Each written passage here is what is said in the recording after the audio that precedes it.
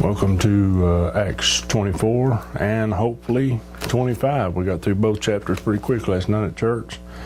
Hopefully we can do the same thing this morning here. Let's jump right in. Acts 24, verse 1.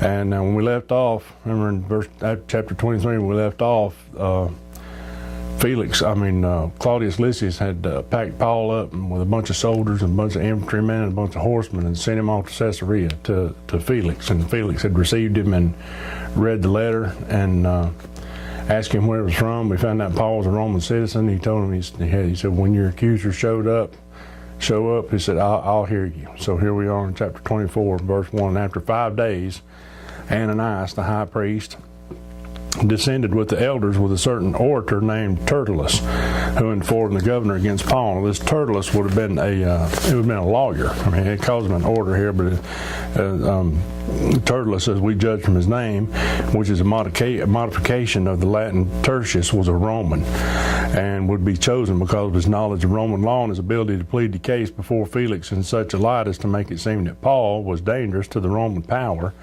and not merely a turbulent and renegade Jew. He was hired by the Jews to accuse Paul, as they were to a great extent ignorant of the Roman laws and of their mode of administering justice. It is not improbable that they were in the habit of employing Roman lawyers to plead their cases. So this orator, it wasn't that they needed an orator because they didn't know how to speak to people. He was actually a lawyer. Verse 2, and when he was called forth, Tertullus began to accuse him, saying, seeing that by thee we enjoy great quietness, and that very worthy deeds are done unto this nation by thy providence. We enjoy great quietness, it was said, for flattery. And though Felix was in many respects an unprincipled man, yet it was true that his administration had been the means of producing much peace and order in Judea, and that he had done many things that tended to promote the welfare of the nation. He had arrested a band of robbers with the leader was a man named Eleazar. This is all according to Josephus. Their leader was a man named Eleazar, and they'd been sent to Rome. He got arrested, all of them. They'd been sent to Rome and punished, and he'd also arrested the Egyptian prophet that, remember, we talked about the other week, that he'd arrested that guy. So he'd done some great, this was flattery, of course, because that's what lawyers do, but, they had enjoyed peace and quietness at the hand at Felix in his province. Verse 3, we accept it always and in all places, most noble Felix, with all thankfulness. Notwithstanding that I be not further tedious unto thee, I pray thee that thou wouldest hear us of thy clemency a few words. They really landed on thick here. For we have found this man a pestilent fellow and a mover of sedition among all the Jews throughout the world. There again, that declaration that Paul had upset the whole world. He had turned the whole world upside down. And this guy here is saying he's throughout the whole world. This man is causing problems among all peoples. What a testimony if we could have that, if we could say that we had upset the world. If the whole world was upset with me personally, what greater testimony could I ever have among people? And a ringleader of the sect of the Nazarenes, or the Christians, who also hath gone about to profane the temple. That was an absolute lie. He did not profane the temple.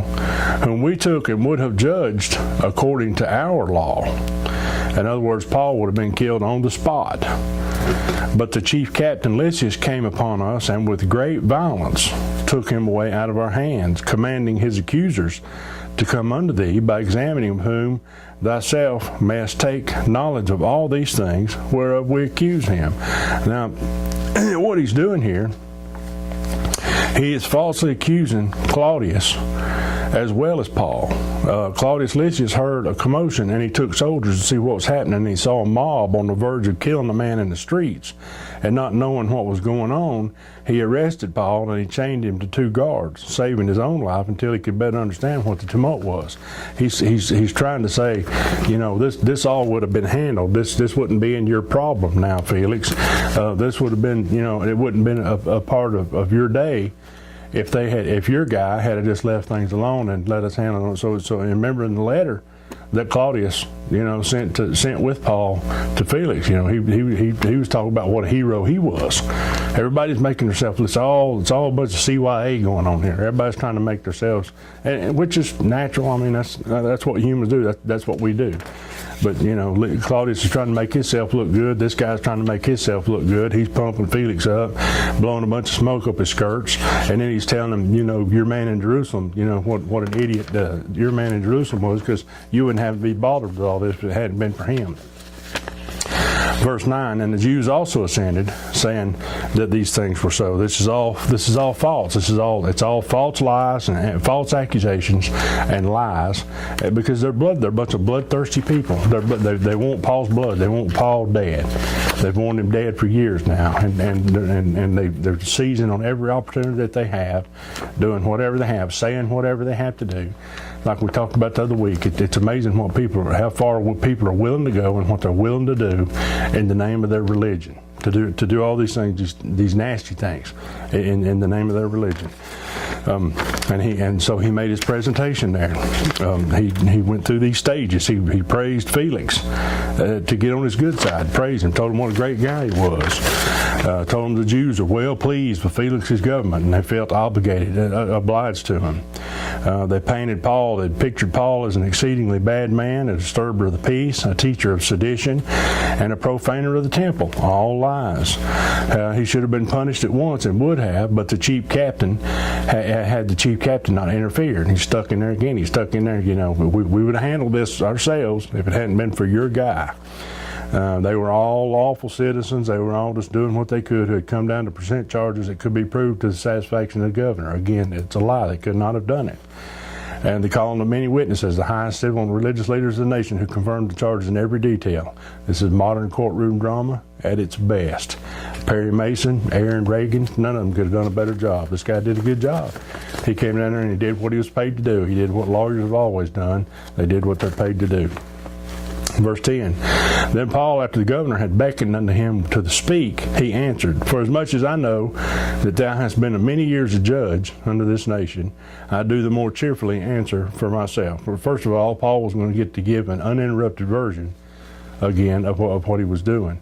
Felix had been installed here in approximately 7 to 8 years, so he was somewhat aware of the Jews and Jewish things. So Paul's not just flattering him. He's Paul sees an opportunity. He can explain himself, and the guy will pretty much know what he's talking about.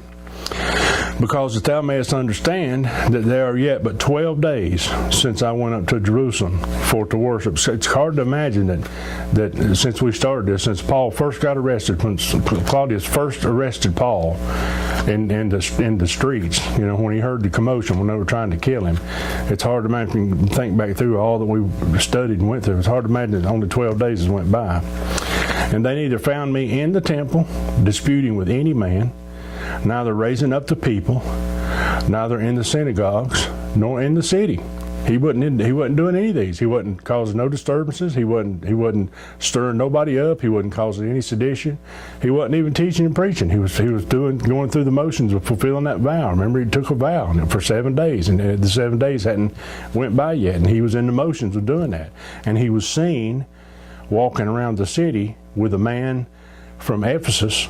And the Asian Jews just assumed that he was the one that he was taken into the temple. It's all a bunch of assumption. That's wrong. It's false. It's lies. Verse 13, neither can they prove the things whereof they now accuse me. But this I confess unto thee, that after the way, or Christianity, which they call heresy, so worship I the God of my fathers. And he's making it plain here. He's making it clear to Felix that he's not drumming up some new religion. He's not talking about some new God. It's nothing new. It's nothing fresh. All he's doing is he's preaching the fulfillment of what the God of his fathers had promised to all the nation of Israel. That's exactly what he was doing. And have the hope toward God, which they themselves also allow. He was a Pharisee. The Pharisees believe in the resurrection. So they also allowed that there should be a resurrection of the dead, both of the just and of the unjust. And herein do I exercise myself, or train myself, or teach myself to have always a conscience void of offense towards God and towards men. Now this is an honorable goal for each and every one of us. We can't always have an absolute, purely clear conscience towards God. We pretty much can always have an absolute clear conscience towards men because men aren't righteous and holy. We can act and be and do and live our lifestyles in such a way that we can have clear conscience towards all men. That is an achievable goal. We can't have a crystal clear conscience towards God because He's a holy God, and we can't approach God. We can't stand in His presence. He can't look on us. So that's an honorable goal to have, and it's a way to live so that we keep ourselves intact and keep ourselves in check. Always realizing that we can never, no matter what we do, we can never attain that goal towards God, but towards men we can, and we should. We should live our lifestyles where that we have a completely clear conscience towards all men. That is an honorable goal. Verse 17. Now after many years, which would have been between 5 and 7 years, I came to bring alms unto my nation and offerings. Remember, he showed up and he had a bag of money. He'd been collecting money for a long time, the whole, all during that last missionary trip. Whereupon certain Jews from Asia found me purified in the temple, neither with multitude nor with tumult, and said I wasn't doing anything, wasn't making all the noise, I wasn't doing anything. Who ought to have been there, who ought to have been here before thee, and object if they had aught against me. Remember, he has the right to face his accusers. These people aren't his accusers. These people are representatives of the ones who accused him. His accusers are not here. The man who actually brought this accusation is not here. He's saying that I have that right to have that right. They ought to be here. Or else let these same here say, if they have found any evil doing in me while I stood before the council. He said, if they've witnessed me doing anything wrong, let them speak up now. Let them do it. Except it be for this one voice that I cried standing among them, touching the resurrection of the dead. I am called in question on this day. He is declaring what he's doing here. Paul is declaring that the ones who originally accused him aren't even there. And the ones who are here can only accuse him of teaching the resurrection of the dead. That's all they can say about him. And verse 20, he demands that if the ones here who do not believe in the resurrection want to debate the scriptures, he's ready and willing. He'll do it. He'll talk about it. Verse 22, and when Felix heard these things, having more perfect knowledge of that way, or Christianity, he deferred them and said, when Lysias the chief captain shall come down, I will know the uttermost of your matter. Felix lived and held court in Caesarea, in the city of Caesarea. That was where he stayed. That's where he lived. And that's where he held court at. This is the same city in which Cornelius lived when Peter came to town approximately 25 years ago. It's also the home of Philip and his 4 prophesying daughters. Remember in Acts 21, we heard that Paul, when he came into Caesarea, he stayed with Philip, one of the original 7. And again, Peter and Cornelius. We learned about Peter and Cornelius going to Cornelius' house. That was, by this time, that was 20, 25 years prior to this.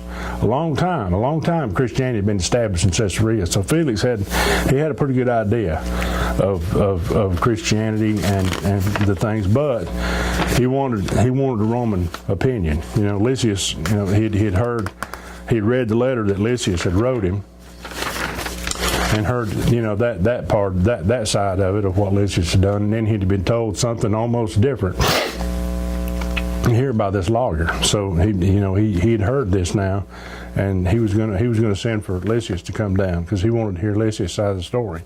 And in a way, I don't blame him because I'm getting two different. I'm getting one thing from one guy, and one thing from another. So it's just natural that he would want Lysias to come down. Verse 23, and he commanded a centurion to keep Paul and to let him have liberty, that he should forbid none of his acquaintance to minister to come to him. He would have let him go. He would have let him go. It's obvious here that he's not worried about Paul being a risk, a runaway. He ain't worried about, he told him let him have liberty, let people come and go. Just on the surface, he didn't see anything. He didn't see anything contrary to Paul. He didn't see anything worthy of bonds or anything. So he wanted the Jews to be happy. He did want to keep the Jews happy, so he kept him locked up. And he also, we find out later on, his real desire was that somebody give him some money. Paul gave him some money to let him go. So he kind of kept him, bound down. 24. And after certain days, when Felix came with his wife Drusilla, which was a Jewess, he sent for Paul and heard him concerning the faith in Christ. This Drusilla, she was the daughter of King Herod Agrippa I. And she had left her, now we're going to meet, later on we're going to meet Agrippa and his wife, Bernice.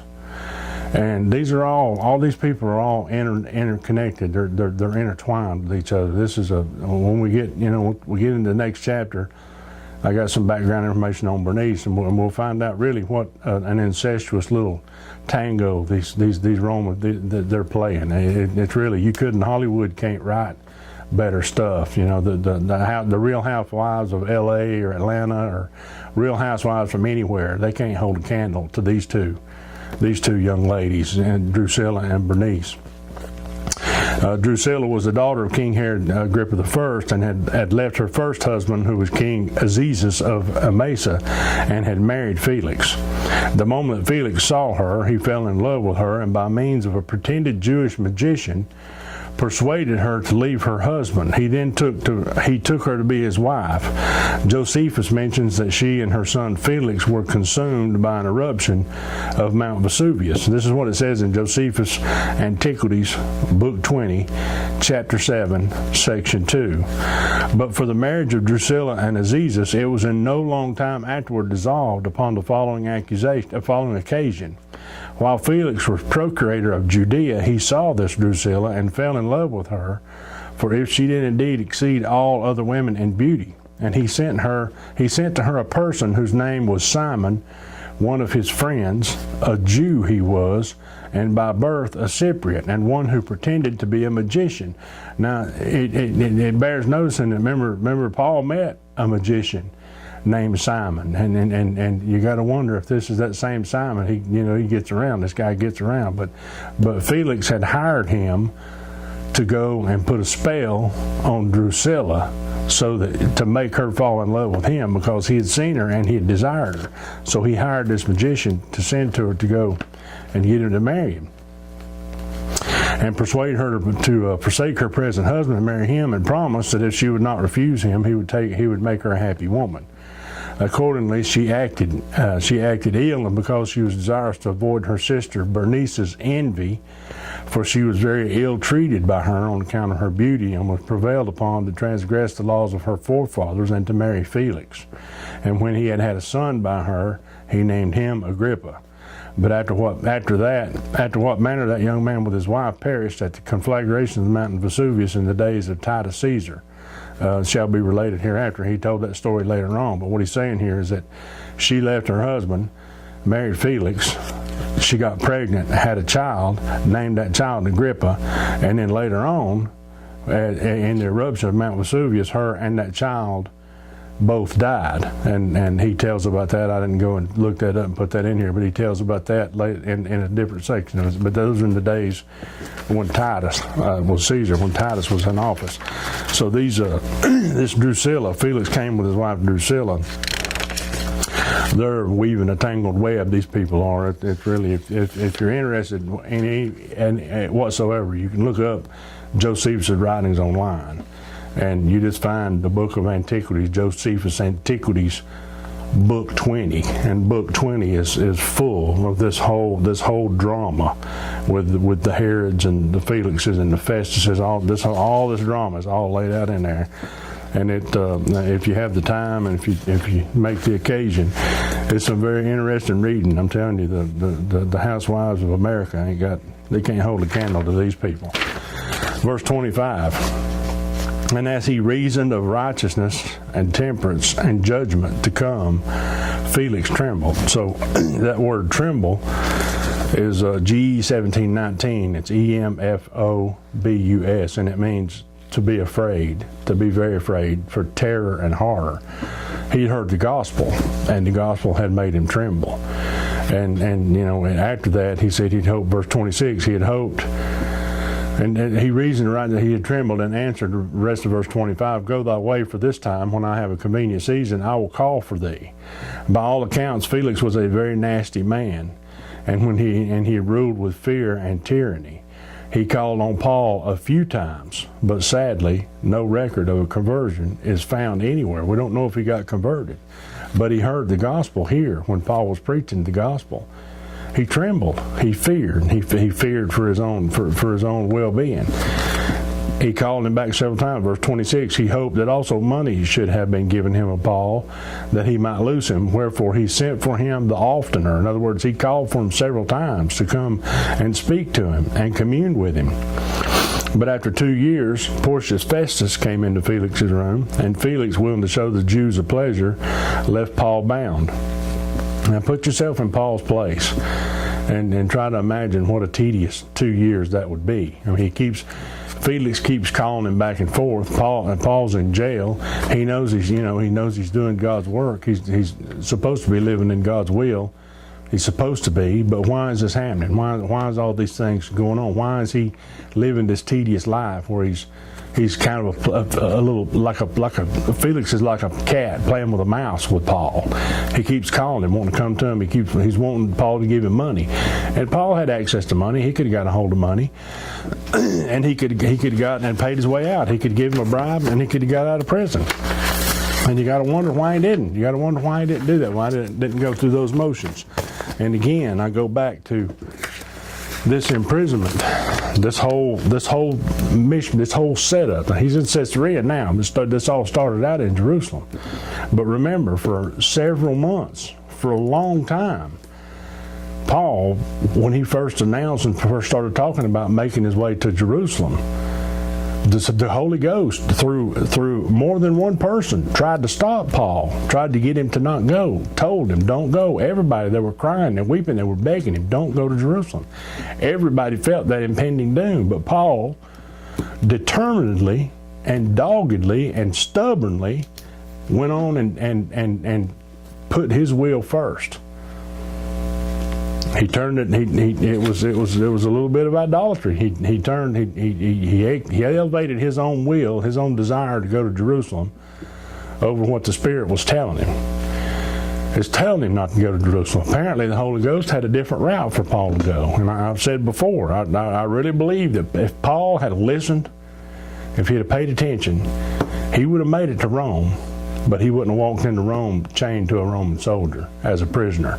He would have walked in a free man, just like he walked in every other city he ever went to and out of.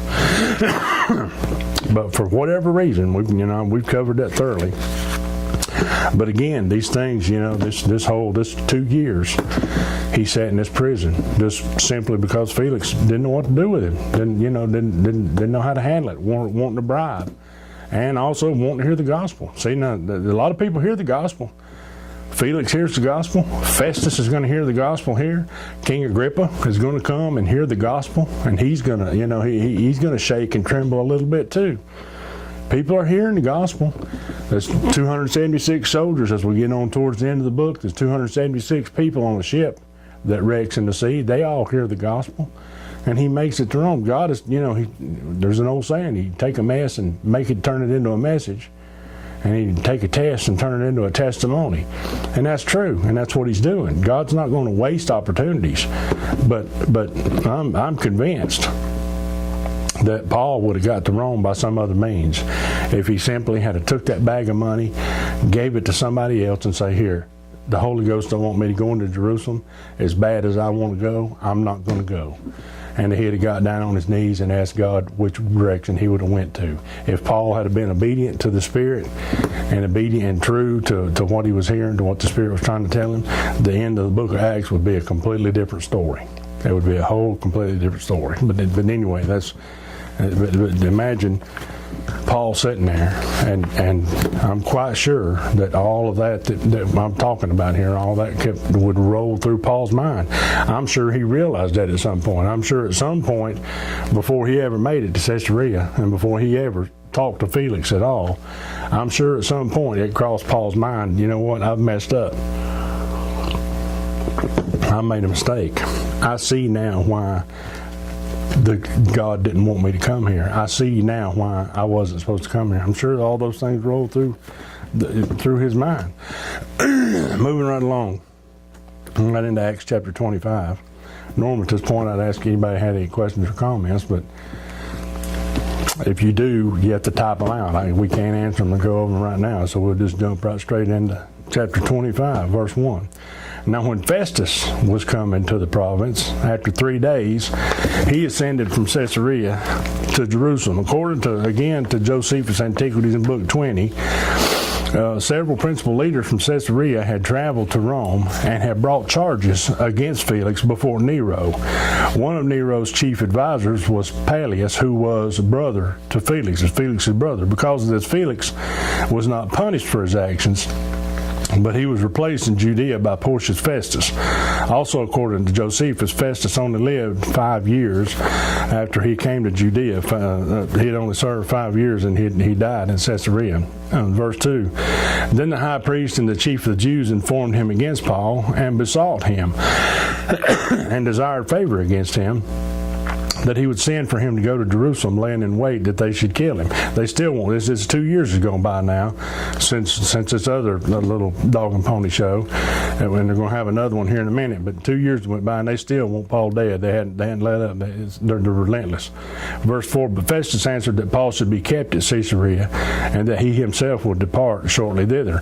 Now I'm sure he had understanding, and he had been told somehow. He had got the word about how Paul had come to Caesarea, that he'd come there under guard because they would threaten to kill him. So I'm sure that had a lot to do with it. But let me also read in Proverbs 21 verse 1 says, the king's heart is in the hand of the Lord. As the rivers of water, he turneth it whithersoever he will. He makes up those minds. It don't matter whether it's a good king or a bad king. It don't matter if he's a righteous king or a wicked king. His heart is in the hand of God. Remember what the Bible says about Pharaoh, God hardened his heart.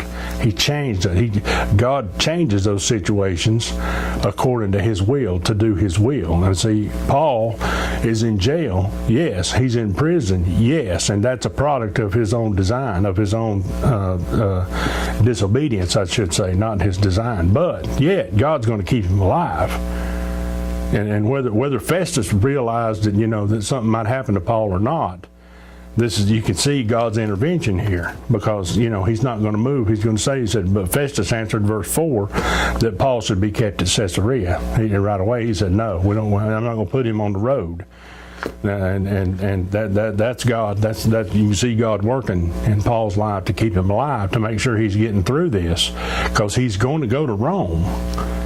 But God's going to protect him as he's in this situation here. Also, our lives ain't always flowery, because we make decisions. We make bad decisions. We all do that. We do that every single day.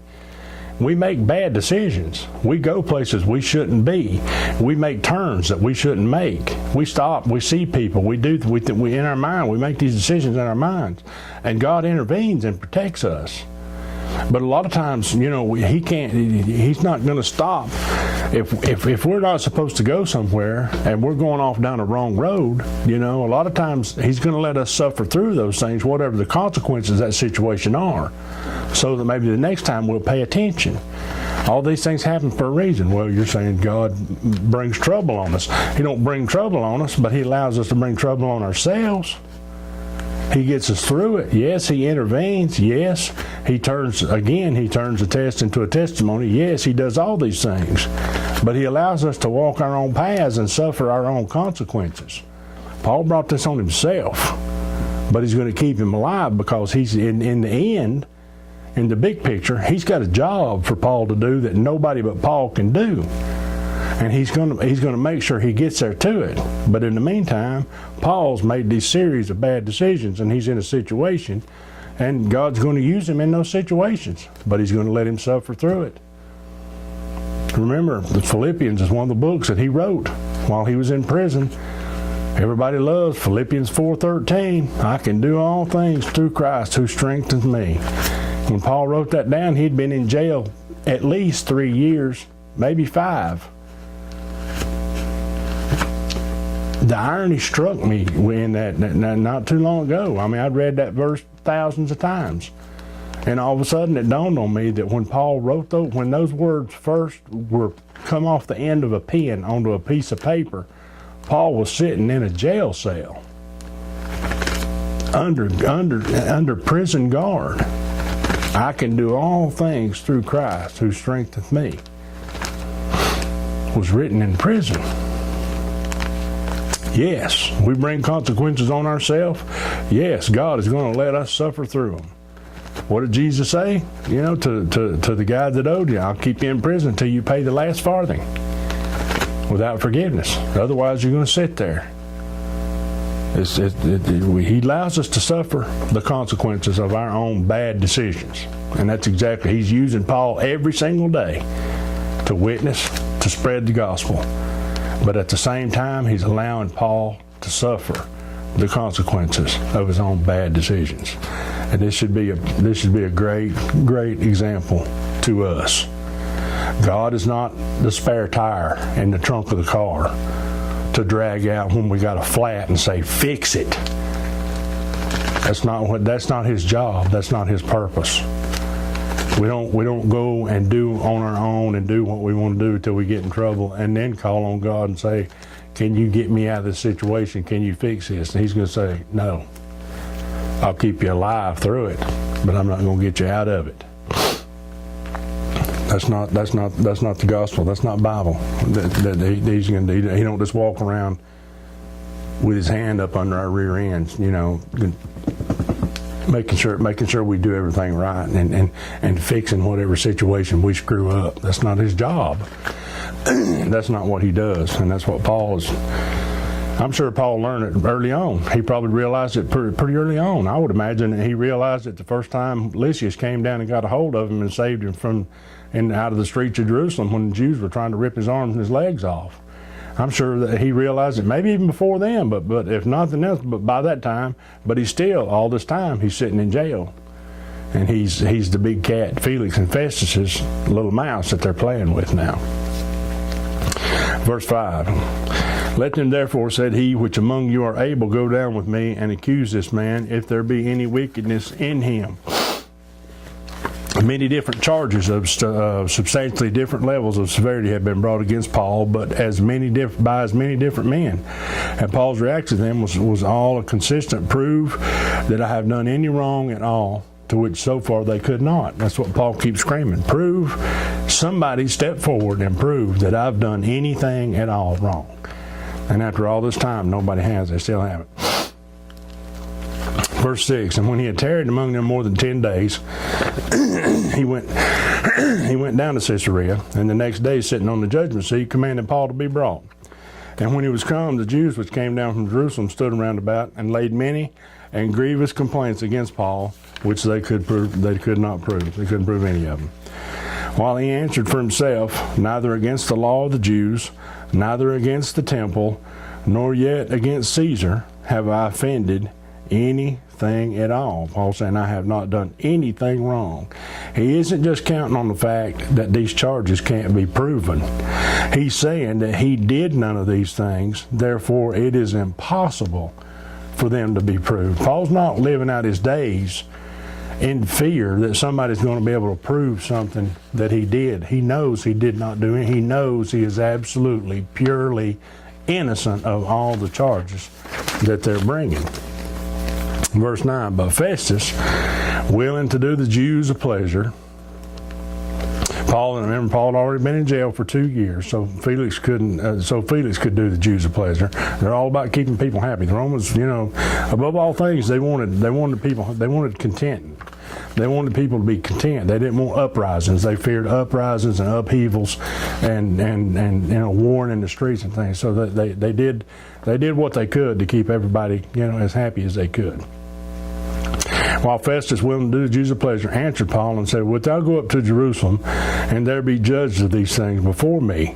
Then said Paul, I stand at Caesar's judgment seat, where I ought to be judged. To the Jews have I done no wrong, as thou very well knowest.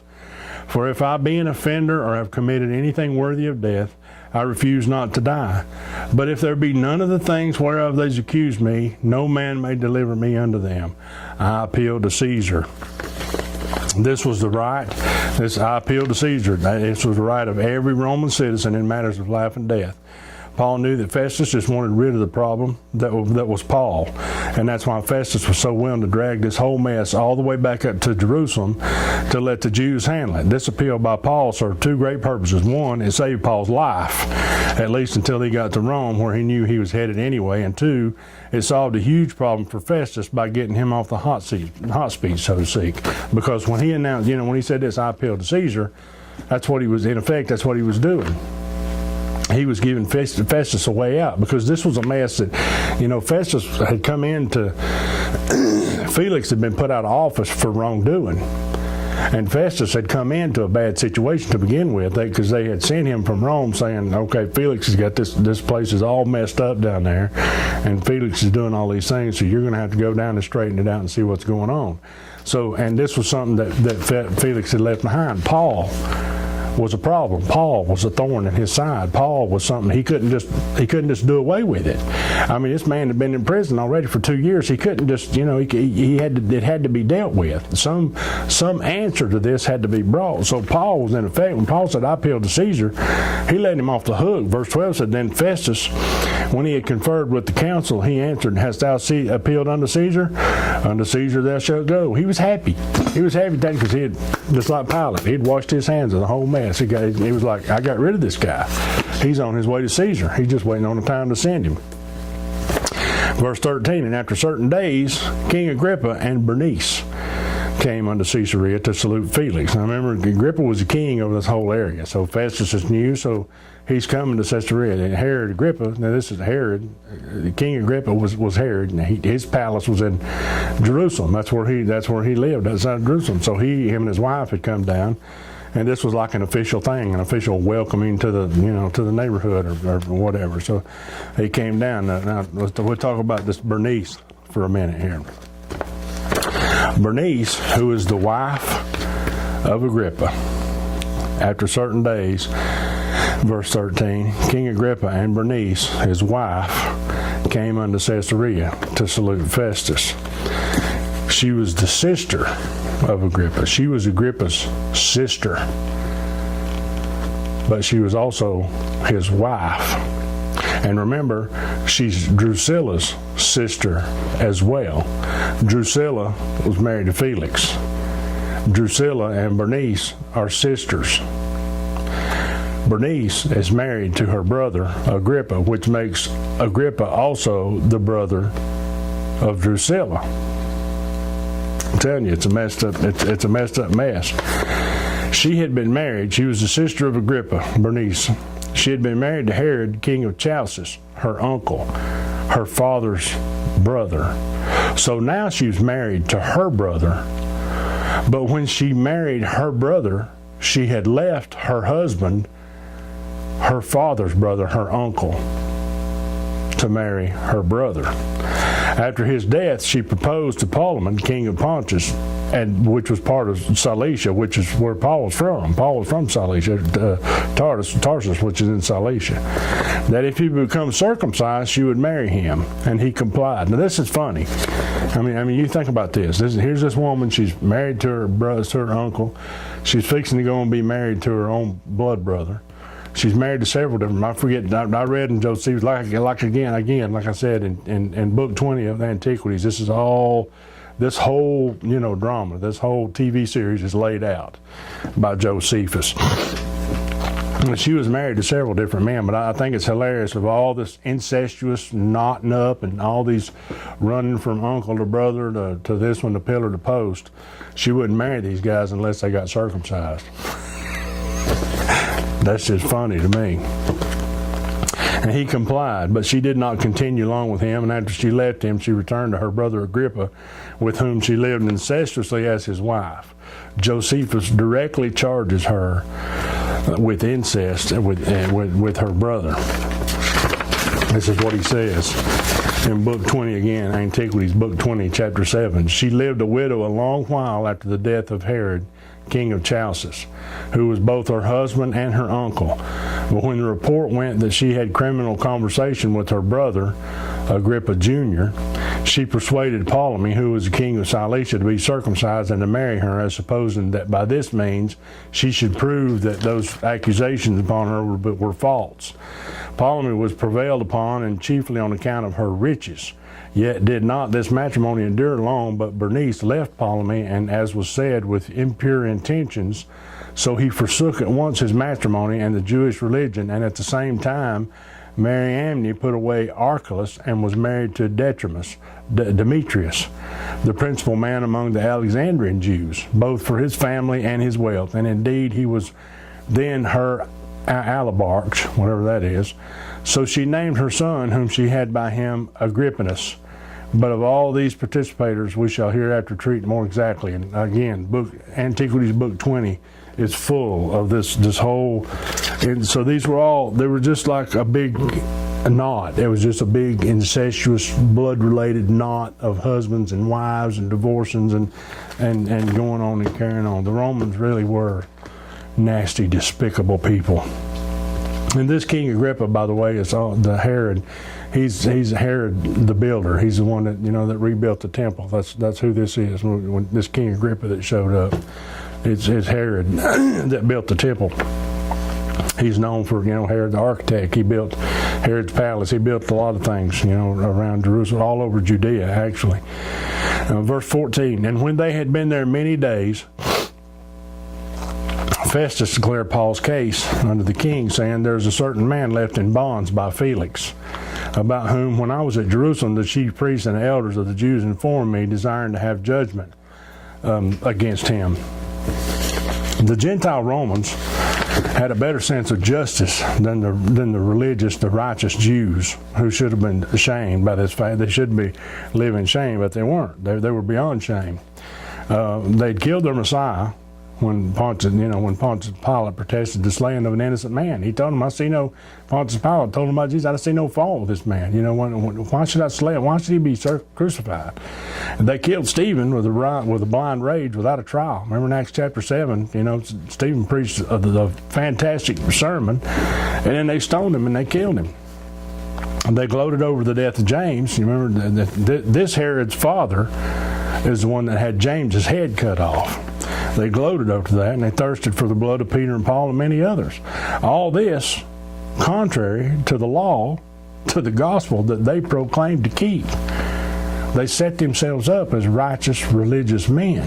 But in fact, in deed, and in works, they were just a bunch of bloodthirsty thugs, to quote my President Barack Obama.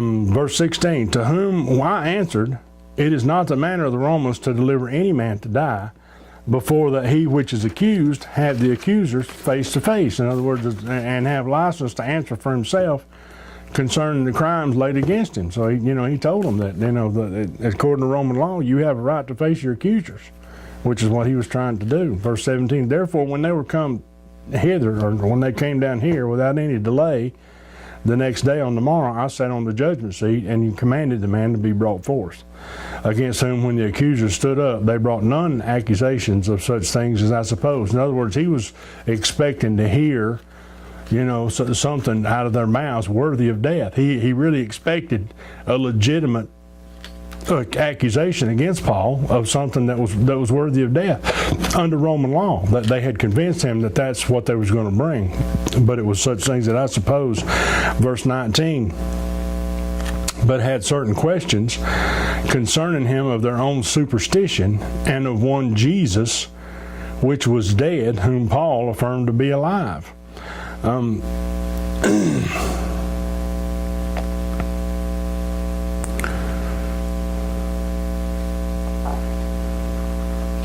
Verse 20, and because I doubted of such a manner of questions, in other words, he wasn't really familiar with the things. Now, we've already studied through, the Romans have been, the Jews have been kicked out of Rome because of the rioting in the streets and the arguments concerning Christos or Christ or Jesus.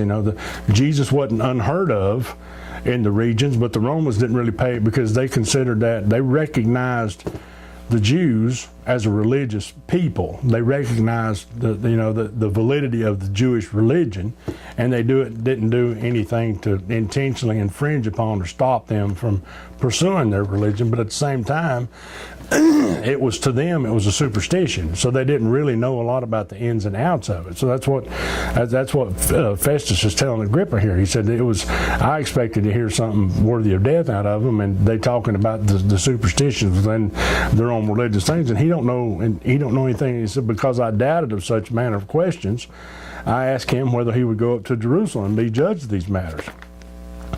But when Paul had appealed to be reserved under the hearing of Augustus, I commanded him to be kept till I might send him to Caesar. I mean, he didn't, that kind of tied Festus, let him off the hook, but it also kind of tied his hands, because now he's got to send him up there. Then Agrippa said unto Festus, I would also hear this man myself. Tomorrow, said he, thou shalt hear him. And this is exactly what Festus wanted to hear, because Festus was at just like when Lysias sent Paul to Felix, he sent a letter along with him explaining why he was there. So when Festus has got in charge a prisoner who's a Roman citizen, who's appealed to be heard by the Supreme Court, by Nero, by the Caesar himself, then as a Roman citizen, he has that right to go there. But Festus is in kind of a bad shape here, because he's heard him. He has nothing again. There's nothing that, Paul's not defending himself. He can't send him to Caesar and say, this man's trying to say he's not guilty of these things, these charges unto death. You don't have any charges to bring to him. You don't have any explanation to make. He's just sending Paul up there without a letter. He's got no way to write a letter. Verse 23, and on the morrow when Agrippa was come, and Bernice, with great pomp, and was entered into the place of hearing with the chief captains and the principal men of the city, at Festus's commandment, Paul was brought forth. All these pompous festivities were being held in the same city and probably the same arena where 16 years prior to this, Agrippa the first, and who was Bernice's father, declared himself God and was eaten by worms. Let me read that real quick, because we talked about that, but it's been a while back. It's in Acts chapter 12, verse 20 through 25. And Herod was highly displeased with them of Tyre and Sidon. But they came with one accord to him, and having made Blastus the king's chamberlain their friend, desired peace, because their country was nourished by the king's country. And upon a set day, Herod, arrayed in royal apparel, this Herod would have been this King Agrippa's father. This was his father, Herod Agrippa the first. This is Herod Agrippa the second that's married to Bernice. And upon a set day, Herod, arrayed in royal apparel, sat upon the throne and made an oration unto them. And the people gave a shout, saying, it is the voice of a God and not of a man. And immediately the angel of the Lord smote him, because he gave not God the glory, and he was eaten of worms, and gave up the ghost. But the word of God grew and multiplied. Now, if you remember us going over that, they would have been, they're in Caesarea. It's the same city. That's where Herod was. So we're talking about Agrippa and Bernice's father in the same city, in the same arena, had declared himself God and had died immediately in front of everybody, because he had declared himself God. Now, that's the circumstance of what's going on here. And they're all come in and they're all full of themselves and they all sit down. And remember, this isn't a trial. Just imagine what a show this must have been.